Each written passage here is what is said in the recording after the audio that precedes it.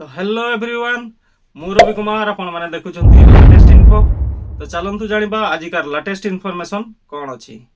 तो वीडियोटी को आरंभ करबा पूर्वरु मु आपण मानकु रिक्वेस्ट करिछि मोर चैनल को सब्सक्राइब कर दियंतु एवं बेल आइकन को ऑल रे सेट कर दियंतु, जहा पर कि एही भडी इन्फॉर्मेशन वीडियो आपण माने प्रथमे देखिबाकू पाइबे। तो चलंतु देरी न करी वीडियोटी को स्टार्ट करिबा।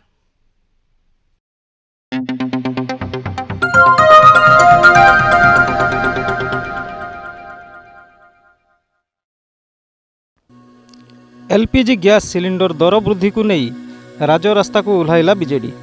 बारंबार रोसई गैस दर वृद्धि करी केंद्र सरकार रोसईशाला उपरे माड़ करिसेंती।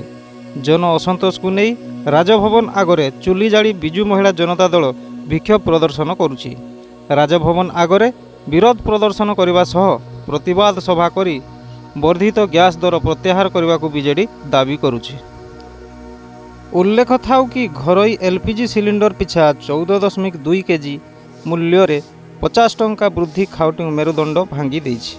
नुआ दिल्ली रे घरोई एलपीजी सिलिंडर दर 1303 टंका पहुँची बेले राजधानी भुवनेश्वर रे यह 1129 टंका होइछि। 2022 जुलाई ठारू अपरिवर्तित रहिथिबा रंधन गैस दर पूर्वोत्तर क्षेत्रर 3 राज्यर विधानसभा निर्वाचन शेष होगा पर हठात वृद्धि करा जाइछि। गैस दर वृद्धि जोगु गृहिणी हांडीशाल चिंता बढ़ी जाइथिबा बेले ठेला बेपारी ठारू होटेल मालिक समस्त प्रभावित होइछन्ति। एहा छड़ा पूर्वरु घरोई एलपीजी सिलिंडर पिछा ग्राहकों को मिलुथिबा सब्सिडी बा रिहाती अर्थ एबे आउ मिलु नाही। फलरे रंधन गैस क्षेत्र में एबे अर्थ खर्च वहन करबा मध्यवित्त और गरीब लोकों पक्षे संभवपर हेउनाही। 2014 रे घरोई गैस सिलिंडर दर 410 टंका थिला, एबे दर 1100 टंका को वृद्धि पाइछि।